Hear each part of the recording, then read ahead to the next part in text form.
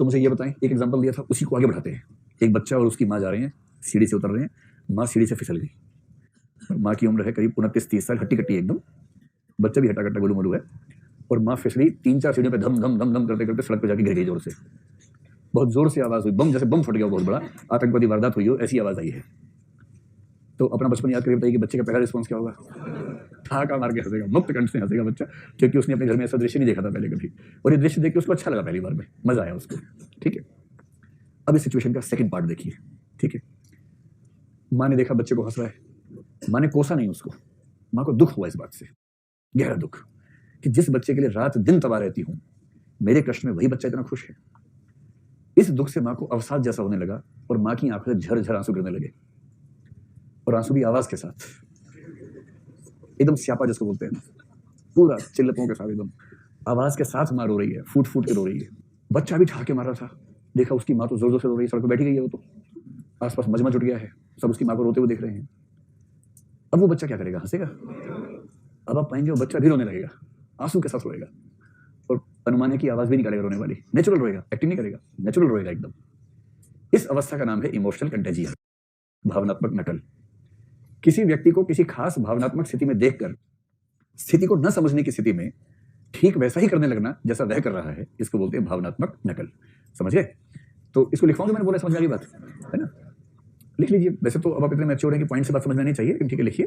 किसी व्यक्ति को किसी भावनात्मक स्थिति में देखकर, किसी व्यक्ति को किसी भावनात्मक स्थिति में देखकर, कॉमा, उस स्थिति को ठीक से न समझ पाने के कारण, उस स्थिति को ठीक से न समझ पाने के कारण,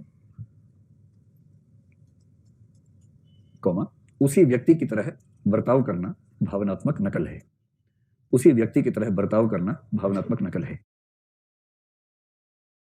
यह स्थिति प्रायः 2 साल से छोटे बच्चों में, मतलब 2 क्या 3, 4, 5 तक भी होता है, यह स्थिति प्रायः छोटे बच्चों में पाई जाती है।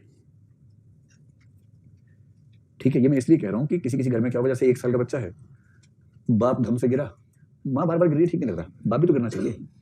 बाप धम से गिरा, बच्चा ठाके मारने लगा, फिर बाप की आंख से आंसू निकले जोर जोर से, माँ भी रोने लगी जोर जोर से, तो बच्चे ने देखा ये भी रो रहा है, ये भी रो रही है, तो बच्चा भी कार्यक्रम शुरू कर देता है अपना। बच्चे को तो अभ्यास रहता है रोने का, ठीक ठाक, वो भी शुरू हो गया। और फिर माँ बोलती है, कुछ भी कहो, हमारा बच्चा लाखों में एक है। वैसे हर बच्चा लाखों में एक ही होता है, क्योंकि वो एक ही तो है। लाखों में भी एक है, हजारों में भी एक है, करोड़ों में भी एक है, 2 कैसे हो जाएगा? कुछ भी कहो, हमारा बच्चा लाखों में एक है। इतने छोटे बच्चे को माँ के दुख में, बाप के दुख में रोते हुए देखा नहीं गया कहीं। पैदाइशी इम्पैथेटिक है, इम्पैथी लेके पैदा हुआ है, तो वो माँ मूर्ख है, वो समझ नहीं पा रही है कि बच्चा किस स्थिति में है, इमोशनल कंटेजियन की स्थिति में है, और कई लोग इसी को गलती से इम्पैथी समझ लेते हैं। अब आप नहीं समझेंगे, ठीक। अब आइए अंतिम बिंदु पर कि इम्पैथी का विकास कैसे होता है, फिर देखेंगे इसका जीवन में क्या फायदा है, क्या नुकसान है। एक तो कब होता है, दूसरा देखेंगे कैसे होता है, और यदि आपको किसी के भीतर इम्पैथी विकसित करनी हो तो कैसे कर सकते हैं। ठीक, सबसे पहली बात है कि जब तक बच्चा 2 साल का ना हो जाए तब तक तो उससे ऐसी उम्मीद करनी नहीं चाहिए। कई लोग बच्चों को बचपन से ही बड़ा बनाने की जिद में तुल जाते हैं। 1 साल का हुआ नहीं, उसको 20 राजधानियां याद करवा दी कि बताओ बेटा टर्की की राजधानी क्या है, बच्चा बता रहा है टर्की क्या, उसको नहीं पता है, राजधानी याद है उसको। और आसपास के पेरेंट्स जल भुन जाते हैं कि इसके बच्चे को 20 राजधानियां पता है, हमारे बच्चे को अपने घर की राजधानी नहीं पता कि ड्राइंग रूम है कि बेडरूम है, ये भी नहीं पता उसको। और बच्चे तबाह रहते हैं ऐसे अंकल आंटी के चक्कर में। बच्चे को क्यों ये सब बकवास पता होनी चाहिए? जैसे मुझे 20-50 देशों की राजधानी का नाम पता है, उससे क्या हो गया मेरे जीवन में? और कहीं जाना ही होगा तो उस दिन पढ़ लेंगे उसकी राजधानी क्या है, जब एग्जाम देना हो तो उस दिन याद कर लेते एक दिन के लिए, उससे उसका क्या महत्व है। लेकिन भाई जब आप लोग पेरेंट बने ना, बच्चों को तबाह मत करना, बस बच्चा रहने देना मस्त। और 10वीं क्लास अगर बच्चा पढ़ता हुआ देखिए, उसको टोकना थोड़ा सा, कितना पढ़ना ठीक नहीं है, थोड़ा एंजॉय करो लाइफ को, पढ़ाई तो हो जाती है जीवन में, ऐसा क्या है। फिर जो 2 से 7 साल की उम्र होती है, 2 से 7 साल की उम्र होती है, उसमें हल्का फुल्का विकास सिंपैथी का हो सकता है, कोशिश करनी चाहिए। हल्का फुल्का या थोड़ा सा कर लीजिए, हल्का फुल्का ठीक नहीं लगता है, थोड़ा सा विकास या थोड़ा बहुत विकास हो सकता है।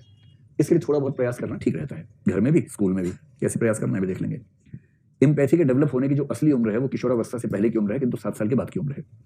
तो 7 से 12 साल की उम्र में इम्पैथी का ठीक से विकास होता है। तो 12 साल का बच्चा भी अगर बाप को गिरते हुए देख के हंसे तब टेंशन की बात है। हालांकि बच्चे होते ऐसे ही हैं उस उम्र में भी, इतना नहीं सीखते हैं, लेकिन हाँ तब तनाव की बात है कि इसका मतलब वो थोड़ा सा भी अपने पेरेंट्स के साथ या बाकियों के साथ जुड़ नहीं पाया है, सेंसिटिव नहीं हो पाया है। इसके बाद 12+ की उम्र में जीवन भर यह विकास क्रम चलता रहता है, और इम्पैथी के विकास की कोई अपर एज लिमिट नहीं है। किसी भी उम्र में इम्पैथी का विकास हो सकता है, लेकिन यह जरूर है कि जितनी ज्यादा उम्र में प्रयास करेंगे उतनी संभावना कम होती जाएगी। संभावना कम उम्र में ज्यादा है, जैसे जैसे उम्र बढ़ेगी वैसे वैसे दिक्कत आएगी। लेकिन क्योंकि उम्र बढ़ने के साथ एक अच्छी बात क्या होती है कि मैच्योरिटी बढ़ती है, अनुभव बढ़ते हैं। उन अनुभवों की वजह से देखिए, 2 बातें समझिए। बड़े होने के बाद एम्पैथी का विकास होने की संभावना एक सेंस में बढ़ती है, क्योंकि आपको तरह-तरह की चीजें पता लगती हैं। लेकिन इस सेंस में कम होती है कि आपका जो न्यूरॉन्स के पाथ हैं ऑलमोस्ट फिक्स होने लगते हैं। तो संभावना बढ़ जाती है इस सेंस में कि आपको दुनिया भर के अनुभव मिलेंगे, उनसे एम्पैथी बढ़ेगी।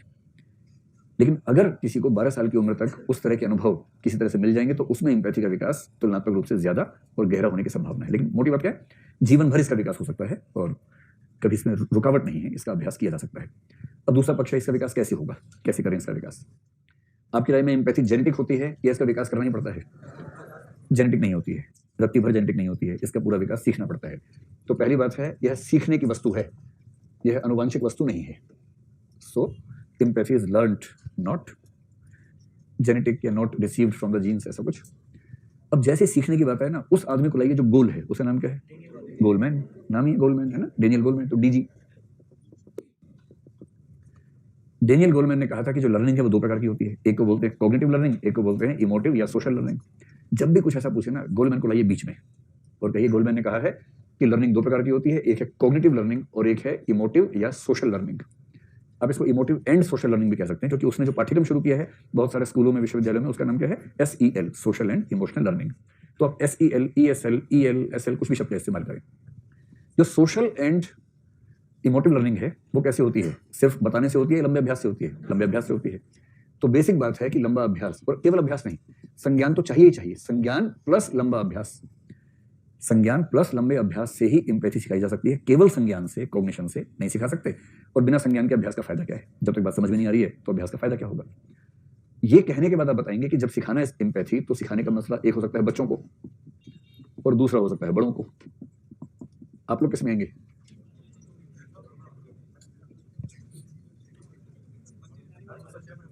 आपकी बड़ी कह रहे दाढ़ी वाले बच्चे तो आप लोग किस में आएंगे बताइए? फिर बच्चों में आएंगे। चलिए, गालिब ने एक शेर लिखा है इसी पे, हमको मालूम है जन्नत की हकीकत, लेकिन दिल के खुश रखने को गालिब ये ख्याल अच्छा है कि बुढ़े खुद को बच्चा कह रहे हैं। क्या बात है, वाह वाह वाह, दिल पे तीर लग गया बहुत जोर से। नहीं, बच्चे खुद को बच्चा कह रहे, स्वाभाविक बात है। चलो, तो पहली बात है कि बच्चों को, यहाँ बच्चे से मतलब आप वाला नहीं है, यहाँ बच्चे का मतलब वो वाले बच्चे हैं जो भी छोटे हैं, मतलब 12 साल तक का मान लीजिए, उनको बच्चा मान लेते हैं। बच्चों को सिखाने का पहली बात तो प्लेस कौन सा है? फैमिली और स्कूल, इन 2 की जिम्मेदारी बनती है। और फैमिली में जिम्मेदारी कहते हैं कि ज्यादा माँ की बनती है, पर आप ज्यादा ऐसा लिखना मत, कहीं कोई महिला एग्जाम में चेक करिएगा बोलिए अच्छा तू ही है जिसने ज्यादा जिम्मेदारी हमें दे रखी है, बाप की नहीं बनती, खाली हमारी बनती है, तो ऐसा मत लिखिएगा। जब भी लिखना बोला कि महात्मा गांधी की माँ ने बहुत मेहनत की और शिवाजी की माँ ने बहुत मेहनत की, लेकिन वैसे जिम्मेदारी माँ बाप दोनों की बनती है, ऐसे करके लिखिएगा बैलेंस करके।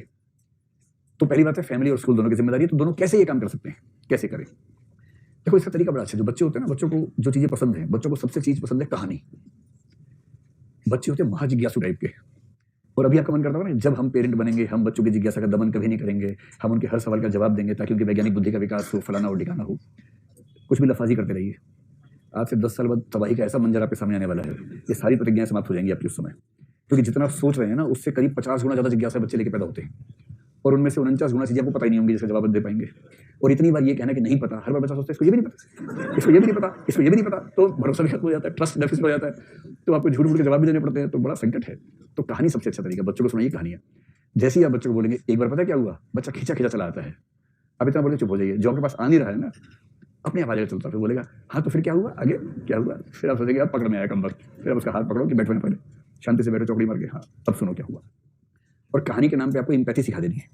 तो ऐसी कहानी जिसमें किसी प्रकार के वंचन का जिक्र हो, किसी प्रकार के दुख का जिक्र हो, पीड़ा का जिक्र हो, अगर आप ऐसी कहानियां सुनाएंगे, खाली वो कहानियां नहीं कि परियों के देश में एक बार क्या हुआ और जादूगर की जो जान थी वो तोते में कैद थी, वो सब नहीं सुनाना है। कोई ऐसी कहानी जिसमें कोई दुख हो, पीड़ा हो, वंचन हो, कोई भी सामाजिक वंचन का शिकार व्यक्ति उस कहानी का मेन कैरेक्टर हो, उसी कहानी सुनाएंगे तो धीरे धीरे उसको रियलाइज होगा कि यहाँ पर दिक्कत है। फिर कहानी को ही आप थोड़ा सा चेंज कर लेंगे, चाहे वो फिल्म हो जाए, बच्चों को फिल्में अच्छी लगती हैं, कार्टून अच्छे लगते हैं, तो फिल्में, कार्टून, वीडियो गेम ऐसी बनाई जा सकती है जो सेंसिटिविटी को बढ़ाए। जैसे पबजी टाइप की गेम कोई खेले बच्चा तो रिस्की होता है, क्योंकि मैंने इसका नाम सुना पबजी का, तो फिर मैंने देखा मेरे घर में 2 बच्चे दनादन खेले जा रहे हैं पबजी, तो मैंने उनसे पूछा क्या खेलो तुम टीवी पे, तो बोले पबजी। मैंने पहली बार सुना सब्जी जैसा कुछ लग रहा है, अजीब सा नाम है, तब उन्होंने बताया कि पबजी होता है, इसकी फुल फॉर्म भी होती है कुछ। तो फिर मैंने चलो देखता हूँ गेम तुम्हारे। उस गेम में क्या है, एक हेलीकॉप्टर से एक टापू पे छोड़ देंगे, हथियार वथियार आपके पास नहीं, आप खाली हाथ उतरे हैं, टापू पे कुल 100 लोग हैं, जो जीतेगा वो होगा तो 99 को मार के जीतेगा। जीतने का मतलब है 99 की हत्या करना बेसिकली। अब वो बच्चे वहाँ क्या कर रहे हैं, कुछ घर हैं, घरों में दरवाजे नहीं है, ताले नहीं है, किसी घर में घुस जाना है, वहाँ हथियार पड़े होंगे, वो उठा लेने हैं, और किसी ना किसी कमरे में, किसी ना किसी सड़क के किनारे कोई ना कोई होगा, छिप छिप के ढूंढना है, जहाँ कोई देखा, मूवमेंट देखा, उसे गोलियां मार के बम फेंक के खत्म कर देना उसको। और ऐसे करते करते जो बच्चा सबको मारता बोलता मैं जीत गया, अभी टापू मेरा है। और इस प्रोसेस में इतना खूंखार बन चुका है कि 99 व्यक्तियों की हत्या करने का मलाल इसको है नहीं जरा सा भी। और कभी ग्रुप बना के है कि 3 का ग्रुप बना हुआ, सब मिलकर 97 को ढूंढ रहे हैं बाकी सबको। ये कुल मिला के भावी आतंकवादियों को पैदा करने की तो योजना है। और क्या है, जो इस तरह की गेम को एंजॉय करेंगे उनके मन में हिंसा का भाव ज्यादा आएगा या हिंसा का भाव आएगा? हिंसा का भाव आएगा। और इसलिए वीडियो गेम व्यक्ति को बेहद हिंसक भी बना सकती है। ऐसी वीडियो गेम्स क्यों नहीं हो सकती जो सेंसिटिविटी का विकास करे? ये भी तो हो सकता है। ऐसा कुछ कंसेप्ट हो, ऐसा कुछ आप जीवन में करें बढ़िया सा। ये सब चीजें होगी बच्चों की।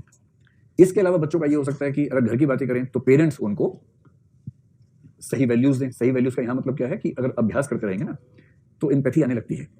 जैसे अगर आपके घर पे कोई डोमेस्टिक हेल्प है, कोई व्यक्ति काम करता है, पुरुष या महिला, घरेलू कार्य करने के लिए आता है आपके घर पे, तो बच्चों को धीरे धीरे लगने लगता है कि वो तो है लाट साहब और ये है नौकर। अब ये पेरेंट्स की जिम्मेदारी है कि वो बच्चों को क्या सिखाते हैं। अगर आपने उनको बचपन से ये मैसेज देना शुरू कर दिया कि देखो ध्यान रखना, ये नौकर नहीं है, ये अपना रोजगार करते हैं, काम करने के लिए आते हैं, ये अपनी जो जिंदगी आजीविका है वो निभा रहे हैं, और तुम मालिक नहीं हो, तुम तुक्के से इस घर में पैदा हो गए हो कि तुम्हारे पास सुविधाएं ज्यादा है, बस इतना ही है। और ठीक से बिहेव करना है। अंकल आते हैं, नाम से नहीं बोल रहे हैं, अंकल कहना है, इनको पैर छूना रोज सुबह, आप कितनी मदद करते हैं। और यदि इस बच्चे को ये सिखा दिया कि घर पे काम करने वाले जिनकी उम्र ज्यादा है वो भी अंकल हैं, आंटी हैं, उनके पैर छूने हैं, अदब से नमस्ते करनी है, बदतमीजी से बात नहीं करनी है, तो हम ये मान सकते हैं कि ये व्यक्ति जिंदगी भर अपने अधीनस्थों के साथ ठीक व्यवहार करेगा। तो अधीनस्थों के प्रति एम्पैथी होने के लिए घर में दी गई वैल्यूज, घर में दिए गए संस्कार काफी हो सकते हैं। और ये चीज सिखाने का सबसे अच्छा समय कौन सा है? बचपन का ही है। और ये पेरेंट्स ही सिखा पाएंगे, कोई और नहीं सिखा पाएगा। अगर स्कूल की बात करें तो स्कूल में क्या हो सकता है? स्कूल में ये काम टीचर्स करेंगे। और जो डेनियल गोलमैन के क्रायो वाले प्रयोग में टीचर्स करते हैं, SEL में टीचर्स करते हैं छोटे बच्चों के लिए, आपको ध्यान है कि इसमें 3 स्टेजेस हैं। पहली स्टेज, सेकंड, थर्ड। पहली स्टेज प्राइमरी में क्या करते हैं? तरह तरह की शक्लें बनाते हैं टीचर्स। शक्लें बनाकर ये समझाते हैं कि ऐसी शक्ल दिखे तो समझो कि इस व्यक्ति के मन में ये भाव है। तो शक्लें बना बनाकर, चित्र बना बनाकर बच्चों को ये समझाना कि इमोशन और उसके एक्सप्रेशन का लिंक क्या है। पहली बात ये हो गई। दूसरी बात, एम्पैथी का ज्यादा मजा वहां है जहां किसी वंचित वर्ग के प्रति एम्पैथी हो। एम्पैथी तो किसी के प्रति भी हो सकती है, सीधी सी बात है। पर हम एक अच्छे समाज की कल्पना करते हैं, ऐसे समाज की जहां लोग अपने से कमजोर के प्रति एम्पैथी रखते हो। ताकतवर के प्रति एम्पैथी रखने से क्या होगा? कमजोर के प्रति रखना होगा। तो कमजोर के प्रति एम्पैथी रखने का तरीका क्या है? एक तरीका तो यह है कि स्कूल में जो शिक्षा मिलती है, उस शिक्षा में जो करिकुलम है, पाठ्यक्रम है, वो ऐसा हो जो वंचित समुदायों के वंचन के पक्ष को इस तरह से रखे कि बच्चों के मन में उनके प्रति एम्पैथी पैदा हो। इतना सिंपल है। अब स्कूल के पाठ्यक्रम में आप किसके बारे में पढ़ाते हैं, इससे कितना फर्क पड़ जाएगा। आप डोनाल्ड डक के बारे में पढ़ाते हैं कि मार्टिन लूथर किंग के बारे में पढ़ाते हैं, इससे अंतर तो पड़ेगा ना भाई। तो मार्टिन लूथर के बारे में पढ़ाएं, रोजा पार्क्स के बारे में पढ़ाएं, उनके संघर्षों के बारे में पढ़ाएंगे, तो बच्चे के अंदर भी एम्पैथी वंचित वर्ग को लेकर विकसित हो जाएगी। फिर करिकुलम के अलावा एक बड़ा महत्वपूर्ण मामला है कि बच्चों को हम जो इनफोर्स कॉन्टेक्ट होता है ना, जो बच्चों में डाइवर्सिटी है, डाइवर्सिटी वही चीज हुई जिसको हमने एटीट्यूड में इनफोर्स कॉन्टेक्ट कहा था, बाध्यकारी संपर्क, है ना, कि उन बच्चों को साथ साथ रखना जिन बच्चों में इस बात का खतरा है कि वो एक दूसरे के दुश्मन हो सकते हैं। यदि आप इनको साथ साथ रखा तो इसका मतलब क्या हो जाएगा कि साथ रहते रहते एक दूसरे के प्रति एम्पैथी पैदा होगी, और एक दूसरे के प्रति जो पोटेंशियल नफरत हो सकती थी श्वेत अश्वेत में या ब्राह्मण और दलित में, जो पोटेंशियल नफरत थी वो खत्म होगी। साहचर्य से एम्पैथी की संभावनाएं अपने पैदा हो जाएंगी। तीसरी चीज हो सकती है ऐसे एक्सपीरियंसेस, जैसे बच्चों को कई बार ऐसे ट्रिप्स पे लेके जाते हैं। बच्चों को किसी स्कूल के ट्रिप पे जब लेके जाते हैं ना, तो क्या करते हैं, किसी पहाड़ पे ले गए, ठीक है, उसका महत्व भी है कि ट्रैकिंग करवाई, माउंटेनियरिंग करवाई, पहाड़ चढ़वा दिया, बच्चे खुश है कि हमने पहाड़ चढ़ के दिखा दिया, ठीक है, उसकी वैल्यू भी है। उससे ज्यादा वैल्यू उन स्थानों पर ले जाने की है जहां पर सोशल डाइवर्स कंडीशंस को देखने का मौका मिलता है।